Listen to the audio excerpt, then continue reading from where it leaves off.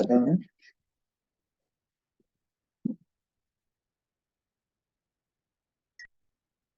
Alright, सो कल हम बात कर रहे थे कॉजेज ऑफ मार्केट फेलियर में, और हमने लास्ट 2 पॉइंट्स जो पढ़े थे, एक monopoly one of the cause of market failure, और दूसरा हमने बात की थी कि फैक्टर इमोबिलिटी की वजह से भी मार्केट फेल होती है।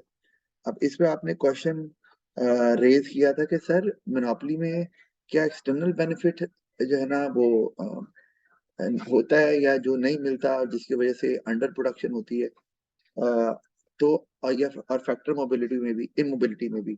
आपका क्वेश्चन यही था ना? Yes sir. अच्छा, अब ये कि मार्केट फेलियर की डेफिनेशन हमें देख लेनी है कि मार्केट फेलियर हम बोलते हैं, आप नोट्स में मैंने लिखा है कि जब रिसोर्सेज को मोस्ट एफिशिएंट वे में इस्तेमाल नहीं किया जाता, जिससे सोसाइटी का जो बेनिफिट है वो मैक्सिमाइज नहीं होता। और सोसाइटी के बेनिफिट से मुराद क्या है? उससे मुराद है कंज्यूमर्स का बेनिफिट, प्रोड्यूसर्स का बेनिफिट, और उनका benefit who are neither consumers और प्रोड्यूसर्स। तो जब हम पढ़ रहे थे एक्सटर्नल कॉस्ट और बेनिफिट, जिसको हम नेगेटिव और पॉजिटिव एक्सटर्नैलिटीज बोलते हैं, तो हमने सिर्फ बात की थी उन लोगों की जो कि ना तो कंज्यूमर थे और ना ही प्रोड्यूसर थे। और हमने ये देखा था कि किस तरह उनके उनके बेनिफिट को मैक्सिमाइज नहीं किया जा रहा, ऑफ कोर्स वो भी सोसाइटी में, और मार्केट कैसे फेल हो रही है। तो अब जो हम बात कर रहे हैं मिनोपली पावर की जो अब्यूज है, वो ये कि जब मिनोपली कायम होती है, तो मिनोपली में चूंकि कंपटीशन को रिस्ट्रिक्ट किया जाता है, नई फर्म्स को एंटर नहीं होने दिया जाता मार्केट में, तभी मिनोपली बनती है। उससे लोगों के पास चॉइस भी नहीं होती, और लोग एक चीज को डिमांड कर रहे हैं और उसकी प्राइस भी शायद ज्यादा हो जाए, लेकिन उसको सप्लाई नहीं किया जाता।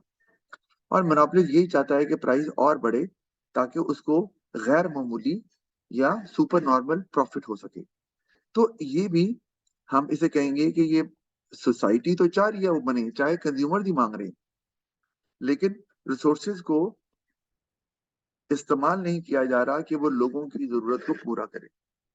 तो इसका मतलब है रिसोर्सेज का एफिशिएंट यूज नहीं हो रहा, सोसाइटी का बेनिफिट मैक्सिमाइज नहीं हो रहा। तो हम उसे कहेंगे कि सोसाइटी के पॉइंट ऑफ व्यू से ये अंडर प्रोड्यूस हो रहा है, ये ज्यादा बनना चाहिए। यहाँ पर हमने एक्सटर्नल कॉस्ट और बेनिफिट की बात की ही नहीं। क्यों? क्योंकि वो तो हम कर चुके हैं ना। वो तो हमने ऊपर क्या किया, अगर हम तो नोट्स में देखिए कि दो बड़े रीजन जो है वो एक्सटर्नल कॉस्ट और बेनिफिट है। फिर हमने पब्लिक मेरिट गुड्स की बात की, इनकी अपनी प्रॉपर्टीज है। वैसे तो मेरिट गुड्स में मार्केट फेल हो रही है लैक ऑफ इंफॉर्मेशन की वजह से। और वैसे हम ये क्या जरूर सकते हैं कि मेरिट गुड्स वो होती हैं जिसमें एक्सटर्नल बेनिफिट होती है, लेकिन इसकी डेफिनेशन नहीं है।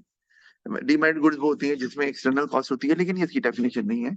मेरिट और डीमेरिट गुड्स में मार्केट फेल इसीलिए होती है क्योंकि उसमें लैक ऑफ इंफॉर्मेशन होती है। उनको नहीं आइडिया होता कि इसका बेनिफिट उनको कितना हो रहा है और दूसरों को कितना हो रहा है, जो इसको इस्तेमाल नहीं भी कर रहे हैं। डीमेरिट गुड्स में भी इसी तरह है कि उनको नहीं आइडिया होता कि इसका उनको नुकसान कितना है और दूसरों को उसका कितना नुकसान हो रहा है। तो दोनों के बारे में इंफॉर्मेशन नहीं होती, तो बेसिकली ये लैक ऑफ इंफॉर्मेशन की वजह से मार्केट फेल होती है, और उतनी चीजें नहीं बनती जिससे सोसाइटी का बेनिफिट मैक्सिमाइज हो, या चीजें ज्यादा बन जाती हैं जो कि सोसाइटी के बेनिफिट में नहीं है। तो हमने आगे मोनोपोली के बारे में पढ़ा, तो मोनोपोली में भी जारी बात है, चूंकि उतनी चीजें नहीं बन रही जितनी की सोसाइटी मांग रही है। अब सोसाइटी में तो सब कुछ आ गया ना, जैसे हमने पढ़ा कि जो सोशल कॉस्ट होती है उसमें प्राइवेट कॉस्ट भी तो आती है और एक्सटर्नल कॉस्ट भी आती है। इसी तरह सोशल बेनिफिट जो होता है उसमें प्राइवेट बेनिफिट भी तो आता है और एक्सटर्नल बेनिफिट भी आता है। इसका मतलब है हमने जब सोसाइटी की बात करनी है तो उनकी बात भी करनी है, people who are neither consumers और प्रोड्यूसर्स, और उनकी बात भी करनी है जो कंज्यूमर और प्रोड्यूसर हैं, क्योंकि वो भी सोसाइटी का पार्ट है। तो यहाँ हम उन्हीं की बात कर रहे हैं असल में। तो मोनोपोली जो है, चूंकि कंज्यूमर्स की वांट्स या जितनी वो रिक्वायर कर रहे हैं गुड्स या सर्विसेज, वो उनको नहीं मिल रही होती। इसका मतलब है रिसोर्सेज को उस पर्पज के लिए इस्तेमाल किया नहीं जा रहा, तो वो एफिशिएंट यूज नहीं है, मार्केट फेल हो रही है। समझ आ रही है बात की? Yes sir. इसी तरह अगर हम फैक्टर मोबिलिटी की बात कर लें, तो उसमें भी ये कि अ, एक चीज की अगर प्रोडक्शन रिक्वायर्ड है, सोसाइटी चाहती है ये बने, उसके लिए आपको एक सर्टेन अमाउंट ऑफ वर्कर चाहिए। लेकिन वो वर्कर्स अवेलेबल क्यों नहीं है? क्योंकि या तो वो वर्कर स्विच नहीं कर पा रहे ऑक्यूपेशनल इमोबिलिटी की वजह से या जोग्राफिकल इमोबिलिटी की वजह से। अब अगर वो वर्कर्स को पता हो कि सोसाइटी का बेनिफिट क्या है, तो वर्कर्स जोग्राफिकल इमोबिलिटी को कंसिडर ना करें। लेकिन जोग्राफिकल इमोबिलिटी क्या है कि भाई फैमिली इधर है, हम वहां हैं, इसका मतलब है जोग्राफिकल इमोबिलिटी को खत्म करना जरूरी है। और वो कैसे?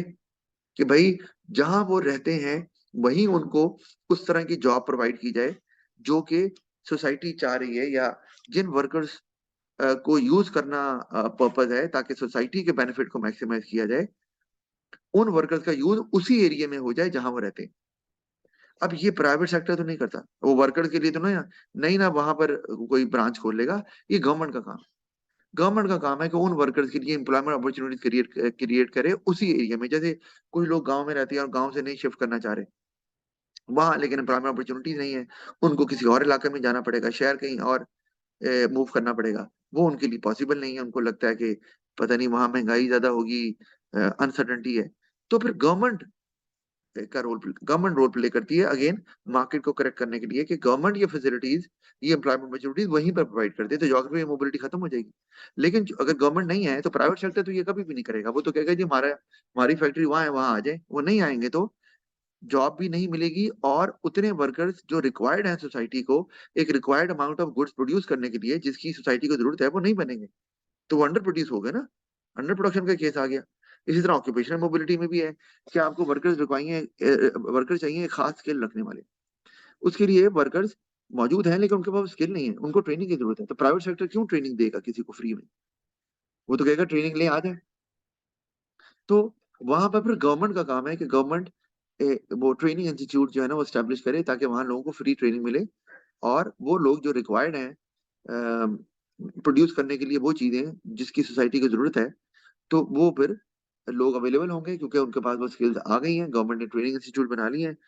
तो उससे मार्केट करेक्ट हो सकती है। लेकिन चूंकि गवर्नमेंट जब गवर्नमेंट नहीं होगी तो कोई ट्रेनिंग नहीं देगा, और उस तरह के जो स्किल रखने वाले वर्कर्स हैं वो अवेलेबल नहीं होंगे, और वो चीजें भी नहीं बनेंगी जिसको सोसाइटी की जरूरत है। तो रिसोर्सेज यहाँ पर भी, अब लेबर भी तो पार्ट ऑफ रिसोर्स है ना, मोस्ट एफिशिएंट वे में इस्तेमाल नहीं हो रहे।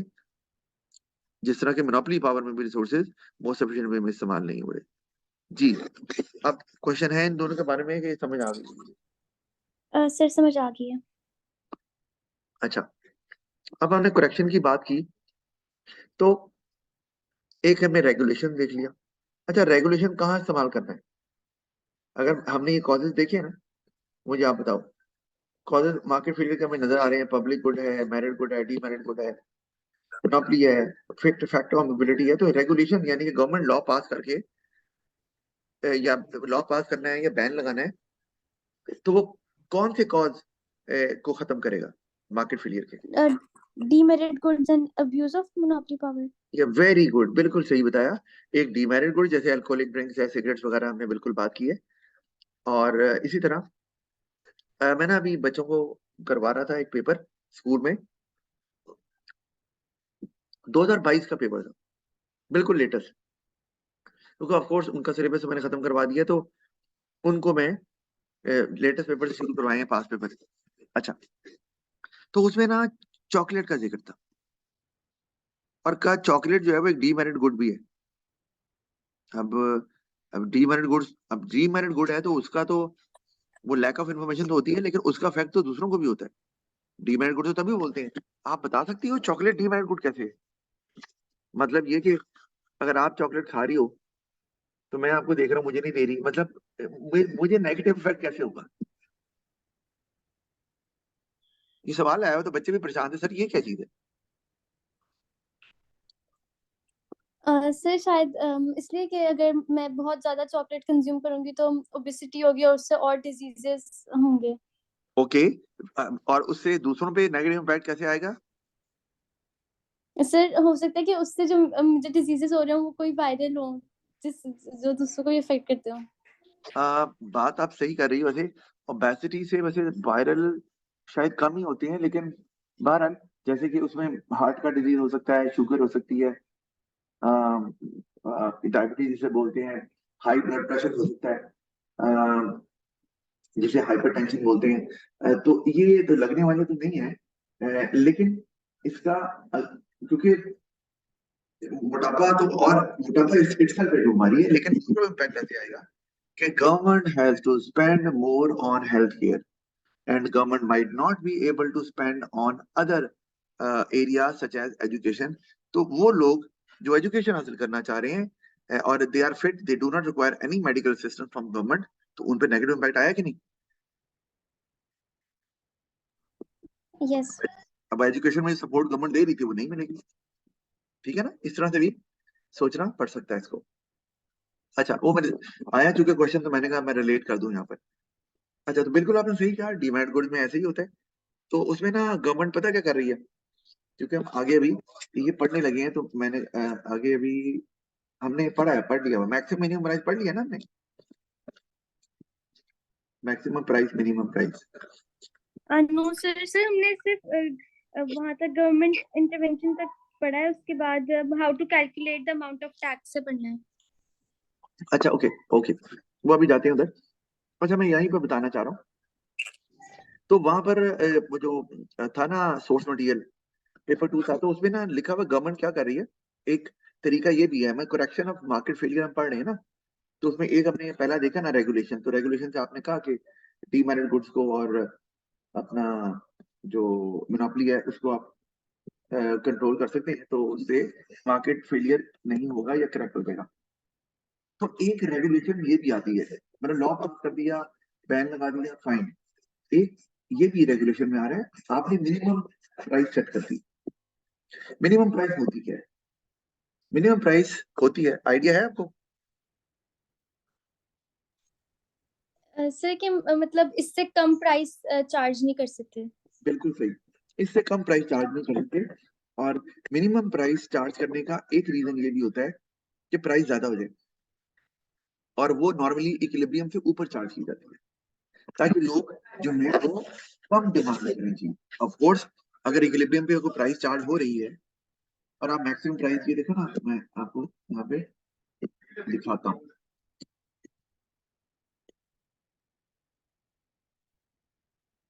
ये देखो ना, अगर हमारे पास ये इक्विलिब्रियम है और इक्विलिब्रियम पे कोई प्राइस चार्ज हो रही है इतनी, और गवर्नमेंट को लग रहा है थोड़ी 20 हो रही है, 100 आइटम्स बाय की जा रही है, गवर्नमेंट को लग रहा है ये डीमेरिट है, ये कम कंज्यूम होनी चाहिए, तो government maximum price, sorry minimum price यहाँ रखता है। नाम तो मिनिमम है, लेकिन चार्ज ये इक्विलिब्रियम से ऊपर होती है, तो इससे अक्सर बच्चे कंफ्यूज रहते हैं। वो रख दी 30, ये मिनिमम प्राइस। ये अपना पर्पस तभी सर्व करेगी जब ये इक्विलिब्रियम से ऊपर है। तो गवर्नमेंट ने मिनिमम प्राइस का तो एक पर्पस यही है ना कि इसकी कंजम्पशन रोकी जाए।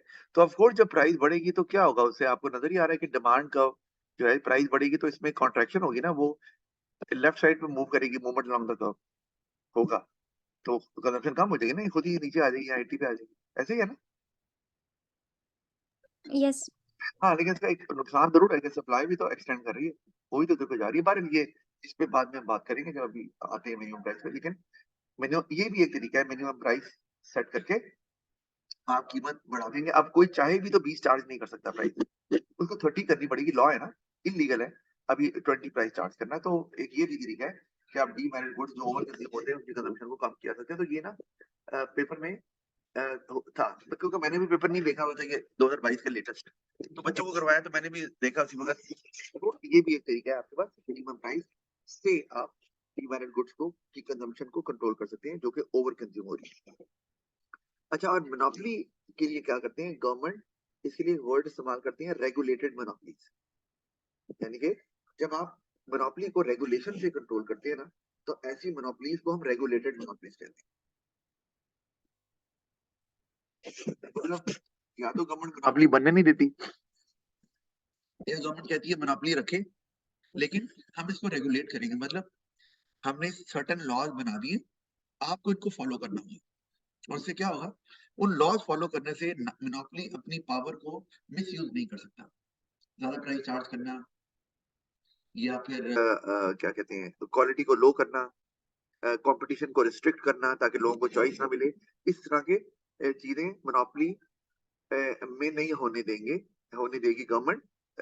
अगर वो लॉज ऐसे पास करते, तो उससे जब मोनोपोली रेगुलेटेड होगी तो उसके जो कॉज है मार्केट फेलियर का, कि रिसोर्सेज का इनएफिशिएंट यूज करना, जान के प्रोडक्शन कम रखना, कम करना ताकि प्राइस बढ़े, तो वो गवर्नमेंट नहीं होने देगी। गवर्नमेंट को लगेगा कि मोनोपोलिस्ट ये कर रहा है तो वो उनके खिलाफ एक्शन लेंगे, because now it is illegal to restrict supply and to increase price unnecessarily.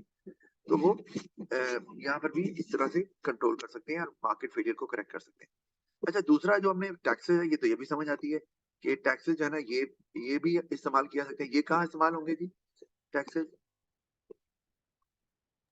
ये भी हमें डीमैरिड गुड्स में आ रहे हैं। डीमैरिड गुड्स ओवर कंज्यूम हो रही है, टैक्सेस लगा दें ताकि कंज्यूम ना हो। और बता सकते हो ये हमारे पास टोटल है ना, ये external sir cost. Demerit goods की भी हो सकती है टैक्स। डीमैरिड गुड्स पे टैक्स लगा के आप लिए करेक्ट कर सकते हैं। और एक्सटर्नल कॉस्ट, अगर प्रोडक्शन में एक्सटर्नल कॉस्ट हो रही है, there are businesses who are polluting the environment heavily, तो आप उस पे भी टैक्स लगा देंगे। उससे क्या होगा कि ऑटोमेटिकली टैक्स लगने से प्रोड्यूसर डिस्करेज होता है, प्रोडक्शन कम कर देगा, तो पोल्यूशन भी कम होगी और मार्केट फेलियर जो है ना वो उसकी इंटेंसिटी कम हो जाएगी या करेक्ट हो जाएगा। सही है ना? Yes sir. एक्सटर्नल कॉस्ट तो प्रोडक्शन में भी आ सकती है। अच्छा, आगे चलते हैं। तो आगे अच्छा अभी चल रहा है, मैं अभी ना हाउ टू कैलकुलेट की बात में बताता हूँ, क्योंकि अभी हम पहले कॉजेज पढ़े हैं, तो हम कॉजेज को ही कवर करें। ये देखो अगला सब्सिडीज, ये मैंने कल बताया था। सब्सिडी आपको पता है क्या होती है? क्या होती है? सर जो गवर्नमेंट देती है प्रोड्यूसर्स को इनकरेज करने के लिए। जी, जो वो फाइनेंशियल असिस्टेंस देती है जिससे उनकी कॉस्ट शेयर हो जाती है। तो गवर्नमेंट जब कॉस्ट शेयर करती है उनको फाइनेंशियल असिस्टेंस देके, तो वो फिर इनकरेज ही होंगे ना, तो उनका प्रॉफिट ज्यादा है, वो सप्लाई ज्यादा कर देंगे। तो ये सब्सिडी जो है ये कौन से कॉज को करेक्ट करने में हेल्प करती है? Public good, merit good. Public good, merit good, very good, क्योंकि मेरिट गुड अंडर कंज्यूम होते हैं, तो जब सब्सिडी मिलेगी तो वो उसको डेफिनेटली प्रोड्यूस करेंगे ज्यादा। तो बिल्कुल मार्केट फेलियर करेक्ट हो सकता है।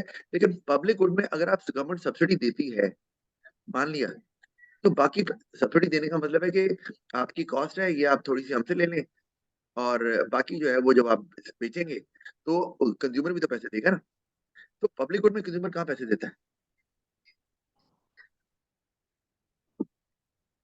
देता है? Can you charge for a public good no to sir. People who are? तो फिर यहाँ नहीं आ सकता, यहाँ पे नहीं आ सकता। तो फिर मार्केट फेलियर को करेक्ट करने का तरीका क्या है पब्लिक गुड के केस में? वो है provision of goods and services by government.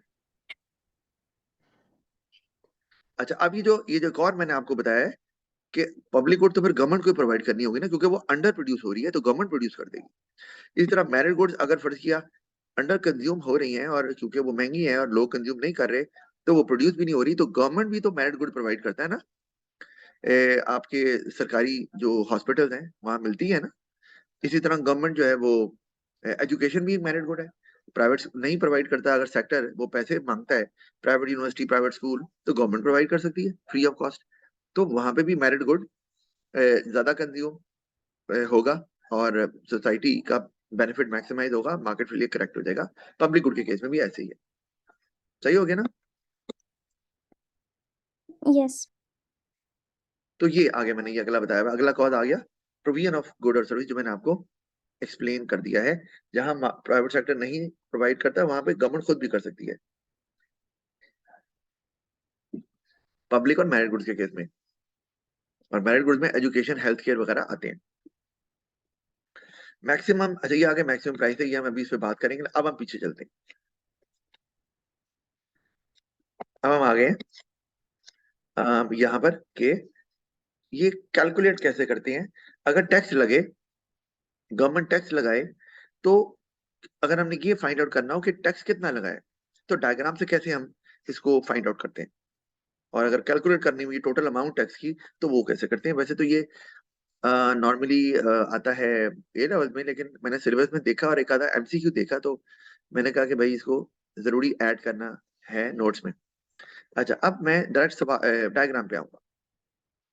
आपको पता ही है कि जब टैक्स लगता है, तो टैक्स लगने से सप्लाई, जो कि ये नॉन प्राइस, कौन सा टैक्स? इनडायरेक्ट टैक्स, जो चीजों पे लगता है। और वो उससे सप्लाई जो है वो लेफ्ट साइड पे जाती है, यानी कि प्रोड्यूसर डिस्करेज होता है। क्यों भला? ऐसे क्योंकि कॉस्ट ऑफ प्रोडक्शन इंक्रीज हो जाती है। कॉस्ट ऑफ प्रोडक्शन इंक्रीज हो जाती है, बात आपकी सही है, उनका प्रॉफिट कम होता है। और ये कि फाइनली जो इनडायरेक्ट टैक्स होता है वो प्रोड्यूसर ने ही देना होता है, मतलब कंज्यूमर से ले या ना ले।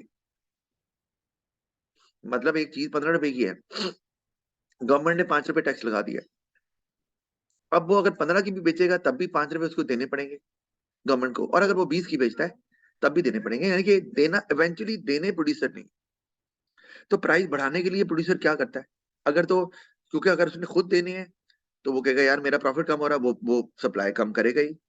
और अगर उसने कंज्यूमर पे डालने हैं तो वो सप्लाई को कम करके शॉर्टेज क्रिएट करेगा ताकि प्राइस बढ़ जाए, और वो जो पैसे हैं टैक्स वाले वो कंज्यूमर पे कर दे या कुछ पे कर दे।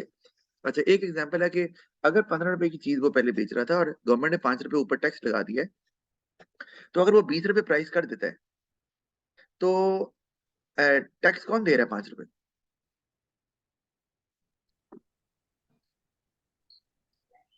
Sir consumers. कंज्यूमर, क्योंकि कंज्यूमर को तो यही लगेगा ना कि हम 20 रुपए दे रहे हैं, जबकि वो 15 की चीज 20 की हुई है, वो 5 रुपए टैक्स कंज्यूमर से ले रहा है। और वो कैसे लिया?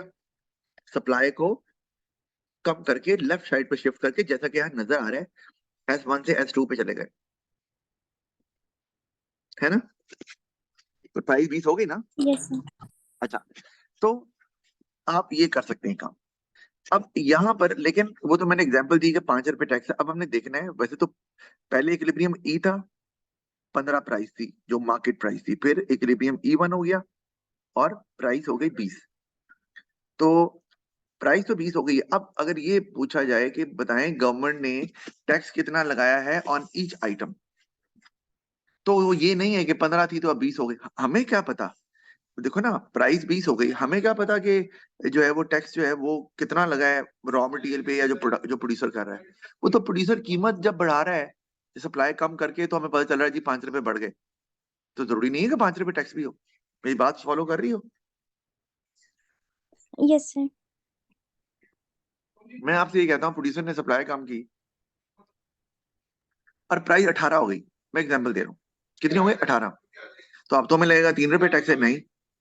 वो प्रोड्यूसर के ऊपर है कि प्रोड्यूसर क्या चाह रहा है, कि सारा टैक्स कंज्यूमर को पे डालना है, खुद देना है, या दोनों में डिस्ट्रीब्यूट करना है। अगर मैं जो एग्जांपल दे रहा हूँ वो ये वाली नहीं है। अगर गवर्नमेंट ने 15 रुपए की एक चीज है और 5 रुपए गवर्नमेंट टैक्स लगा रही है, और प्रोड्यूसर 18 की बेच रहा है, अब क्या सीन हो रहा है? कौन कितना टैक्स दे रहा है? कंज्यूमर कितना टैक्स दे रहा है ये बताओ, 5 रुपए में से? 3 रुपए। 3 रुपए।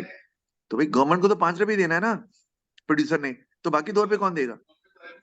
प्रोड्यूसर। प्रोड्यूसर, बिल्कुल। तो ये प्रोड्यूसर के ऊपर है कि वो सप्लाई को कम करके प्राइस कहाँ लेके जा रहा है।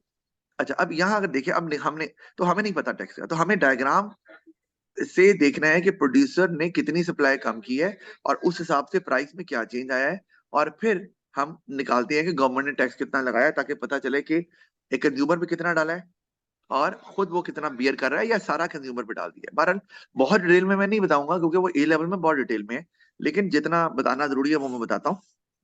इसका तरीकाकार क्या है पर यूनिट टैक्स निकालने के लिए कि एक चीज पे कितना टैक्स लगा है? आपने देखना होता है vertical distance between two supply curves. वैसे मैंने ये नीचे ना लिखा तो हुआ है। अच्छा, vertical distance between two supply curves starting from new equilibrium. वैसे तो आप कोई भी ले लें क्योंकि पैरेलल शिफ्ट हो रहा है, तो दो स्ट्रेट लाइन है, उनके दरमियान जो है वो गैप तो सेम ही होता है, स्लोप भी सेम ही होता है। बहरहाल तो नया इक्विलिब्रियम कहाँ आ गया? E1 पे। E1 से वर्टिकल लाइन ड्रॉ की मैंने रेड S1 तक, और उसको मैंने मेजर कर लिया ऑन द एक्स एक्सेस जो वैल्यूज दी हुई है। तो कितना पर यूनिट टैक्स आपको नजर आ रहा है? 10। 10, वेरी गुड। क्योंकि E1 पे जो वाई एक्सेस पे वैल्यू है वो 20 है, और उसको जब हमने वर्टिकल लाइन खींच के ड्रैग किया टुवर्ड S1, तो अब वहां से हमने जो वैल्यू पड़ी है वाई एक्सेस पे वो 10 है। इसका मतलब है 10 से 20, 10 का डिफरेंस है। 10 जो है वो हमारी जो है वो टैक्स पर यूनिट है, ये बात बिल्कुल सही हो गई, ये टैक्स पर यूनिट 10 है, तो ये हम ये निकाल लेंगे। आपको ये पूछे कि बताएं जी टोटल टैक्स कितना गवर्नमेंट कलेक्ट कर रही है, ये तो पता चल गया कि एक आइटम पे $10 का टैक्स लगा हुआ है। तो मुझे ये बताओ कि अब नया इक्विलिब्रियम E1 है, ये मेरा कर्सर नजर आ रहा है ना, यस सर। E1 है, तो अब E1 पे क्वांटिटी कितनी हो गई 30, पहले कितनी थी 40, अब 30 पे आ गई, चीजें कितनी बिक रही हैं 30, और हर आइटम पे टैक्स कितना लग रहा है 10, तो सिंपल 10 into 300 जो मैंने नीचे करके दिखाया भी हुआ है ये, तो टोटल टैक्स जो है वो गवर्नमेंट को मिल रहा है 300। ठीक है, अच्छा अब ये बात तो समझ आ गई। एक चीज जो मैं आपको और बताना चाह रहा हूँ वो ये कि टोटल टैक्स 300 है, पर यूनिट टैक्स 10 है। अब बताओ जो 10 पर यूनिट टैक्स लग रहा है, अच्छा वैसे भी हम निकाल ही अच्छा जो टैक्स टैक्स पर यूनिट लग रहा है उसमें से कंज्यूमर कितना दे रहा है और प्रोड्यूसर कितना दे रहा है, जरा बताओ ना मुझे। सर 5 जो वो कंज्यूमर दे रहा है और 5 प्रोड्यूसर। जबरदस्त, बहुत अच्छे, क्योंकि कीमत 15 से 20 गई है तो 5 रुपए बर्डन चला गया कंज्यूमर पे, और बाकी 5 रुपए ऑफ कोर्स वो प्रोड्यूसर को देने पड़ेंगे, क्योंकि देने तो 10 रुपए ही है। अच्छा एक मिनट,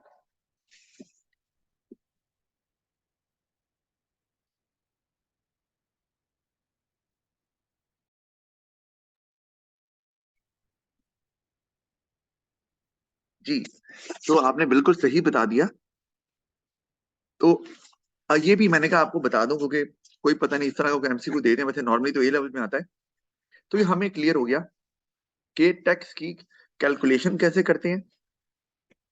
अच्छा, और ना एक और चीज भी है वैसे इसमें कि अगर मैं बताऊं, आप ना ये जो हमें एरिया नजर आ रहा है पूरा, कौन सा वाला एरिया, ये वाला सारा, ये है ना, ये एरिया, ये क्या है, ये एक स्क्वायर है, रेक्टेंगल है, क्या नजर आ रहा है, बताओ। Sir rectangle. अच्छा चलो फिर छोड़ो, अच्छा खैर नहीं सर स्क्वायर, क्योंकि यहाँ से 10 से 20 और बाकी 15 नहीं से। नहीं नहीं इस तरह नहीं देख सकते, क्योंकि ये यूनिट दोनों में सेम नहीं है ना। स्क्वायर तो होता है कि सारी साइज बराबर होती है, लेकिन उसमें सेम यूनिट तो इस्तेमाल हो रहा है ना, यहाँ एक तरफ प्राइस दी हुई है, दूसरी तरफ जो है वो आपको क्वांटिटी दी हुई है। लेकिन ये एक स्क्वायर अगर हम इसको कंसिडर भी करें ना, तो एरिया निकालना हो ना, वो एल स्क्वायर फार्मूला है, या लेंथ इंटू ब्रेड्थ कर लें, तब भी आंसर यही आएगा 20 इंटू जो 30 है, क्योंकि ये एरिया 30 के बराबर ही आ रहा है नीचे वाला। तो वैसे ही बता रहा था कि अगर एरिया भी फाइंड आउट करना हो ना टैक्स का, तो मैथ्स का फॉर्मूला लगा के भी हो सकता है, पर एनीवे कोई जरूरत नहीं है इसकी, अगर आपको लग रहा है कि ये सर क्या कह रहे हैं, मैथ्स कहाँ से आ गई। खैर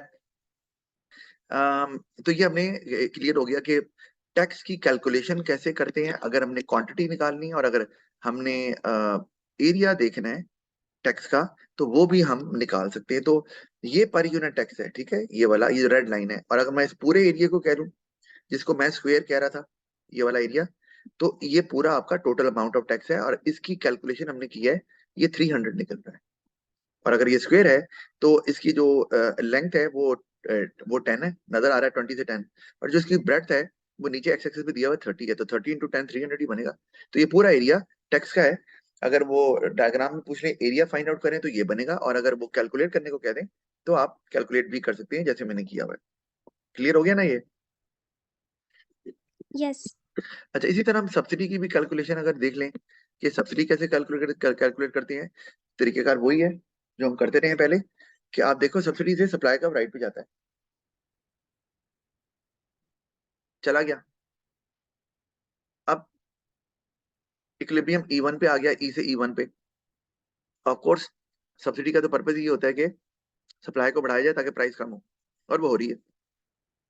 अब कोई पूछे कि जी सब्सिडी पर यूनिट बताएं कितनी है, गवर्नमेंट ने कितनी सब्सिडी दी, तो वही तरीका आप इस्तेमाल कर सकते हैं कि जो vertical distance between two supply का है। अब आप नए इक्विलिब्रियम से ले लें, पुराने इक्विलिब्रियम से ले लें, फर्क नहीं पड़ता, अगर सप्लाई का दोनों पैरेलल है, ठीक है ना, वो तो आपको पता ही, मैथ्स पढ़ते ही है कि दोनों स्ट्रेट लाइन है तो जाहिर है दोनों का स्लोप भी सेम ही होगा, जहां से मर्जी वर्टिकल डिस्टेंस ले लें आंसर सेम ही आएगा। लेकिन हमें जहां वैल्यू दी है मैंने वहां से ले लिया ये, यहाँ से ये, आप यहाँ से भी ले सकते हैं ऊपर से इधर, क्योंकि डिस्टेंस तो सेम है। तो वर्टिकल डिस्टेंस जब लिया हमने तो वो क्या आ गया, हमें नजर आ रहा है जी 30 से 16 14 आ गया। इसका मतलब जो सब्सिडी पर यूनिट दी गई है वो 14 है। ठीक है। अच्छा, अब सब्सिडी का मतलब होता है कि कंज्यूमर को भी रिलीफ दी जाए। तो अगर हम देखें तो पहले ये तो समझ आ रही है ना, $14 का या रुपीज का जो है वो सब्सिडी गवर्नमेंट ने दी है, समझ आ रही है ना ये? Yes sir. अच्छा, वो तो दे दी गवर्नमेंट ने। अच्छा, और अगर मैंने कहूँ कि टोटल अमाउंट ऑफ, ये तो पर यूनिट निकली ना, टोटल अमाउंट अगर निकालनी है तो फिर वो वही तरीका कि आपने ये देखना है कि अगर 14 सब्सिडी मिल रही है तो क्वांटिटी कितनी बाय की जा रही है अब? 100, पहले 140 थी, सॉरी, ये पहले 100 थी, अब 140 है। सब्सिडी जो है वो मिल रही है 14 रुपीज की या $14 की।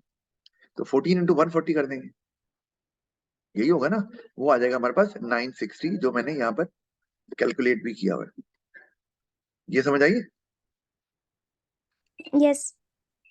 वो इस तरह जिस तरह टैक्स निकालते हैं। अच्छा, इसमें मैं एक बात और करना चाहूंगा, और वो क्या कि सब्सिडी चूंकि रिलीफ का नाम है कंज्यूमर्स को देने के लिए, तो पहले प्राइस 22 थी इक्विलिब्रियम की, सॉरी, पहले प्राइस 30 थी, सब्सिडी मिल गई तो प्राइस 22 पे चली गई। कंज्यूमर को कितना रिलीफ मिला?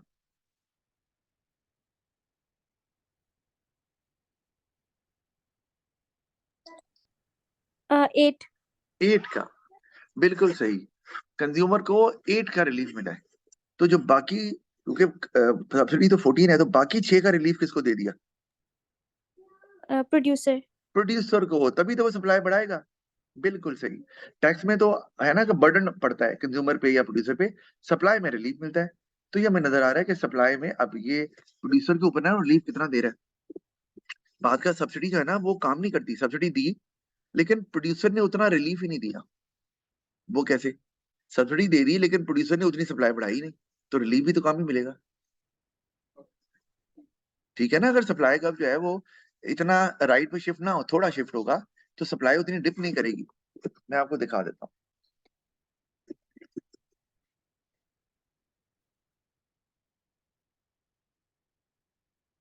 ये देखो ना, अगर ये हमारे पास डिमांड है, ये सप्लाई है, और ये हमारे पास इक्विलिब्रियम प्राइस क्वांटिटी है, तो प्रोड्यूसर ने अगर इतनी सप्लाई शिफ्ट कर देगा तो प्राइस तो डिप हो गई, हमें नजर आ रहे हैं पी नॉट पे, कंज्यूमर को भी फायदा हो गया।